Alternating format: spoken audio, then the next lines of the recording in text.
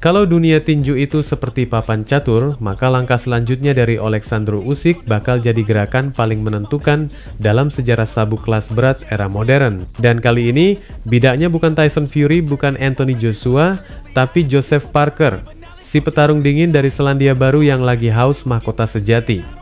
Setelah pertarungan one-sided lawan Daniel Dubois di Wembley beberapa minggu lalu, Usyk kayak makin memantapkan dirinya sebagai raja sejati dari divisi paling ganas di olahraga pertarungan. Tapi dibalik segala sorotan itu, dibalik sorak-sorai dan jutaan mata penonton dunia, muncul satu pertanyaan besar. Selanjutnya, siapa? Dan jawaban itu makin terang benderang. Joseph Parker lagi ngantri paling depan dan bukan buat numpang lewat. Dia lagi siap dobrak pintu kejayaan, minta haknya yang dijanjikan sistem. Pertarungan wajib melawan sang juara sejati, Usyk.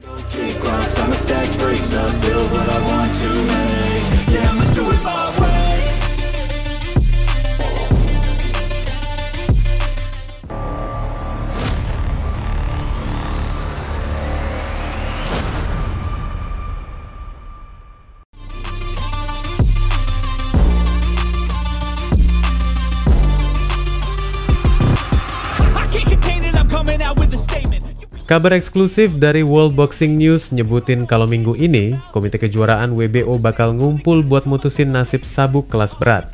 Di balik ruangan rapat yang sunyi tapi syarat ketegangan, para petinggi WBO lagi pusing 7 keliling. Di satu sisi, mereka harus patuh pada sistem yang sudah mereka bangun sendiri. Gelar wajib harus dipertahankan sesuai antrian. Tapi di sisi lain, nama besar Usyk dan potensi duit miliaran dari trilogi Fury bisa bikin mereka goyah. Presiden WBO Gustavo Olivieri udah ngasih sinyal bahwa mereka akan benar-benar menilai situasi secara menyeluruh. Dia nggak sembarang bicara karena WBO itu ibarat rumah pertama buat Usyk saat dia naik ke panggung dunia. Dan sebagai juara yang pernah pegang sabuk cruiserweight dan sekarang raja di kelas berat, Usyk emang anak emas mereka. Tapi anak emas juga punya kewajiban.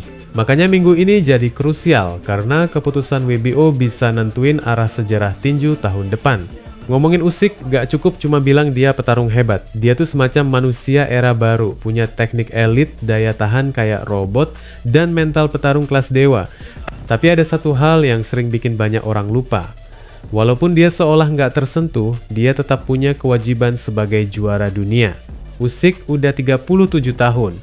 Waktu terus jalan dan sabuk WBO bukan buat disimpan selamanya. Apalagi kalau antrian udah panjang dan ada orang kayak Joseph Parker yang sabar nunggu giliran sambil tetap buktikan diri di atas ring. Dan disinilah kita sekarang. Di antara gemerlap rencana trilogi Usyk versus Fury yang makin deket, ada suara pelan tapi tegas dari arah lain, dari Parker dan timnya yang udah teriak, "Giliran gue sekarang."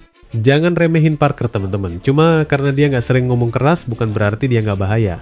Di Februari 2025, Parker ngeluarin performa paling brutal dalam karirnya dengan nge-KO Martin Bakole, petarung kuat yang banyak orang anggap sebagai kuda hitam di divisi kelas berat. Dengan kemenangan itu, Parker nggak cuma naik peringkat, dia langsung ngunci status sebagai juara interim WBO. Dan dalam bahasa tinju, interim artinya cuma satu langkah lagi buat jadi juara penuh, tinggal nunggu giliran buat ngelawan sang penguasa. Frank Warren, promotor yang ngerti seluk-beluk politik tinju lebih dari siapapun, udah belak-belakan ngomong bahwa Parker udah penuhi semua syarat. Dia nggak minta-minta, dia bukan influencer cari spotlight. Dia cuma mau satu hal, pertarungan yang layak, yang dijanjikan, yang seharusnya udah terjadi sejak dia pegang sabuk interim. Sekarang, semua mata tertuju ke rapat komite kejuaraan WBO minggu ini. Di situ, mereka bakal mutusin apakah Usyk harus bertarung lawan Parker secepatnya atau dikasih kelonggaran buat trilogi lawan Fury. Pilihan pertama adalah tegakkan aturan. Pilihan kedua adalah pertimbangkan legasi dan popularitas. Tapi bagi banyak fans sejati, keadilan harus tetap di atas segalanya. Parker udah tempuh jalur yang benar. Dia nggak nyari shortcut, dia nggak cari panggung. Dia cuma mau haknya ditegakkan. Kalau WBO milih nunda dan kasih pengecualian lagi, bisa-bisa sabuk mereka kehilangan makna. Karena kalau sabuk itu nggak lagi ditentukan lewat pertarungan yang layak, maka itu bukan lagi lambang kejayaan, tapi cuma jadi aksesoris promosi. Kalau dunia ini adil, maka pertarungan selanjutnya harus Usyk versus Parker. Bukan cuma karena sistem mengharuskannya, tapi karena ini pertarungan yang punya arti. Parker adalah penantang sejati. Usyk adalah raja tak terbantahkan. Dan WBO punya tanggung jawab untuk nggak menyia-nyiakan momen langka ini. Kalau nggak, mereka harus siap ambil keputusan pahit, cabut sabuk dari Usyk dan kasih ke Parker. Karena dalam sistem peringkat dan kejuaraan, ketegasan itu harus dijunjung tinggi. Jangan sampai sabuk WBO jadi boneka promotor. Jangan sampai Joseph Parker cuma jadi cerita pinggiran dari drama besar Usyk Fury. Ingat, petarung sejati bukan cuma yang punya nama besar, tapi yang berani naik ring dan buktikan dirinya tanpa basa-basi. Kalau Parker dan Usyk akhirnya ketemu di atas ring, itu bukan sekadar pertarungan antara dua negara. Itu pertarungan antara sistem dan sensasi, antara jalur sabar dan jalur kilat. Dan buat para fans sejati, itu adalah alasan kenapa mereka jatuh cinta sama tinju sejak awal. Di dunia tinju ada dua jenis petarung, yang dilahirkan untuk menang dan yang dibentuk oleh rasa sakit. Pertemuan antara Alexander Usyk dan Joseph Parker bukan sekadar duel tangan kosong, ini adalah benturan dua jalan hidup, yang satu elegan dan penuh perhitungan, yang satu brutal dan penuh ketahanan.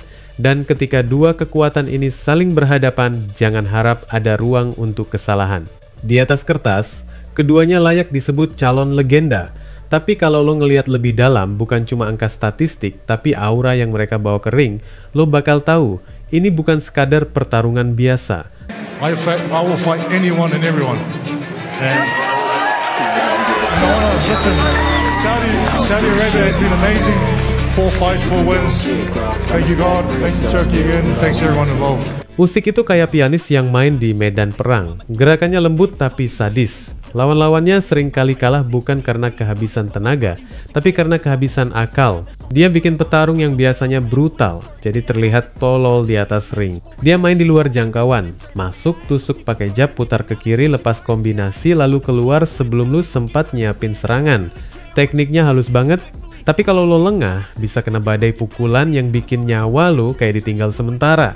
Tapi dibalik semua itu, satu yang paling bikin takut, konsistensinya. Usyk bisa jaga tempo sepanjang 12 ronde, seolah-olah lagi jogging sore. Lo boleh punya pukulan sekeras palu godam, tapi kalau lo nggak bisa napas, lo nggak bisa ngelawan, dan Usyk tahu itu. Dia bakal ngegerus lo pelan-pelan sampai lo kehilangan arah dan akhirnya nyerah tanpa tahu kenapa. Joseph Parker nggak punya aura mega bintang kayak Joshua, nggak punya karisma gila-gilaan kayak Tyson Fury, tapi dia punya sesuatu yang sering kali lebih penting, rasa lapar. Dia adalah simbol dari petarung yang terus kerja diam-diam, nunggu waktu buat meledak. Dari Selandia Baru, Parker datang bukan buat cari panggung, tapi buat sabuk dunia. Dia sempat dapatnya dulu, dan setelah kehilangan itu dia nggak pernah benar-benar jatuh.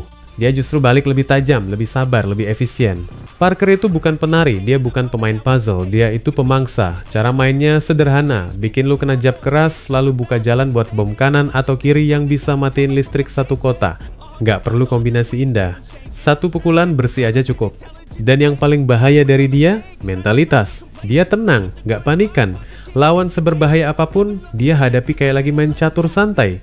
Tapi lo kasih celah dikit aja, dia masuk, dan lo bisa jatuh dalam sekejap. Kemenangan KO-nya atas Martin Bakole di awal tahun 2025 adalah bukti bahwa Parker udah masuk mode pemburu serius. Dia nggak lagi sekadar penantang, dia siap ngeklaim tahtanya kembali. Di atas kertas, Usyk unggul. Dia lebih berpengalaman di panggung besar. Dia udah ngalahin Joshua 2 kali.